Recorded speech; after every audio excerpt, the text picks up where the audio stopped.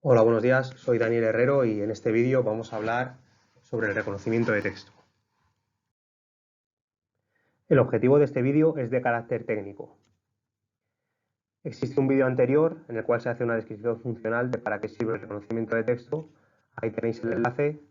Si aún no lo habéis visto, os recomiendo antes de entrar en esta parte descriptiva más técnica, pues que le echéis un vistazo para entender bien cómo puede ayudar prácticamente en cualquier negocio el reconocimiento de texto.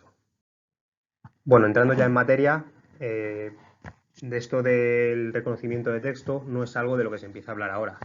Ya desde los años 90, bueno, pues el OCR, ¿no? El reconocimiento óptico de caracteres, pues ya se trataba y se analizaba para intentar de la mejor manera posible, dentro de las posibilidades de la evolución que hemos ido teniendo, bueno, pues se reconocieran esos caracteres.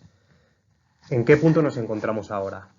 Bueno, pues ahora las técnicas de Deep Learning son las que están marcando tendencia dentro de este ámbito. ¿Y cómo funciona? Bueno, pues para reconocer un texto dentro de una imagen está dividido en dos partes. Una primera parte de reconocer dónde está ese texto y una segunda parte de identificar cuáles son las palabras que componen ese texto. Bueno, yo con todas las pruebas que he hecho y todos los proyectos que hemos realizado, los hemos realizado utilizando la librería de Tesseract. Esta librería, bueno, pues una librería desarrollada por HP entre 1985 y 1995, que fue libre o ha sido libre desde 2005. En 2005 la liberaron. Y a partir de entonces, bueno, pues le está siendo mantenida y desarrollada por Google. Tiene más de 100 lenguajes disponibles y la verdad que su potencial, bueno, pues es muy elevado y va evolucionando, bueno, constantemente.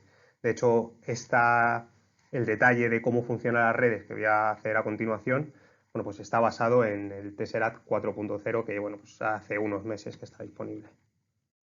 Como decía, la primera parte a la hora de reconocer un texto es posicionarlo. Para posicionarlo se utiliza una red neuronal convolucional. No es el objetivo de este vídeo el explicar cómo funcionan las redes neuronales convolucionales, pero bueno, al final a muy alto nivel pues son una serie de capas convolucionales que están intercaladas por capas de agrupación para evitar sobreajustes y al final, bueno, pues se establece una capa totalmente conectada. Últimamente, una tendencia que se está demostrando que da muy buenos resultados es añadir al final de esta red convolucional otra red recurrente. En este caso, bueno, pues suele ser una LSTM. El introducir esta red al final de la red convolucional ayuda a detectar patrones y la realidad es que los resultados que se están viendo al añadir esta red, bueno, pues son muy buenos.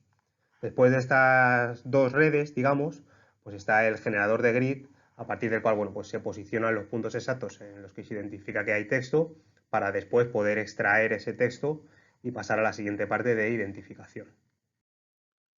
La segunda parte, una vez tenemos identificados los bloques de texto, es reconocer ese texto que hay dentro. Para esto también se establece una red convolucional.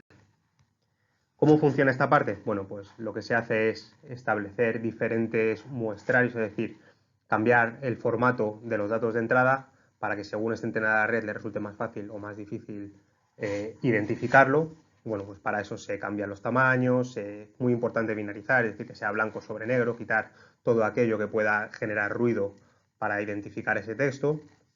A partir de ahí, meter esa información dentro de la red e identificar qué es el texto que viene verdaderamente dentro. Una cosa muy interesante de añadir al final, una vez hemos salido de la red, es un pequeño diccionario. Dependiendo del idioma, bueno, pues hay letras que pueden ser muy parecidas y el poder evitar esos errores antes de que se produzcan, se puede añadir después, pero evitar esos errores, bueno, pues suele mejorar mucho la calidad sí y sobre todo el aspecto de la solución. ¿Cuáles son los principales retos o las principales dificultades a las que nos enfrentamos a la hora de convertir una imagen en formato texto? En primer lugar, los diferentes estilos. Al final, cuando entrenamos una red, la entrenamos con un conjunto de formatos, con un conjunto de estilos predefinidos. Al existir tanta variedad, es prácticamente imposible el tener el suficiente número de ejemplos de entrenamiento de cada tipo. Y puede ser que a la hora de identificar ese texto, si es un formato con el que no se ha entrenado y las letras son muy diferentes unas de otras, que cueste. En segundo lugar, los elementos decorativos de las páginas. Es decir, si existe mucha tabla con muchísimos tonos diferentes de gris, con muchísimos colores, con imágenes, con información que verdaderamente no es lo que estamos esperando, no es el texto que necesitamos, puede ser que se complique el identificar verdaderamente cuál es el texto que queremos reconocer. Y por último, el hecho de que haya diferentes idiomas dentro de la misma imagen. Y por idiomas, a lo que me refiero es a diferentes alfabetos.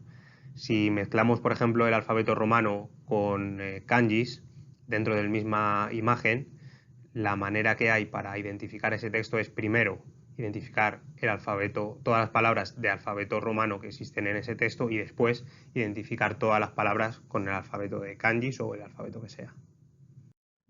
Hasta aquí la presentación de para qué sirve el reconocimiento de texto.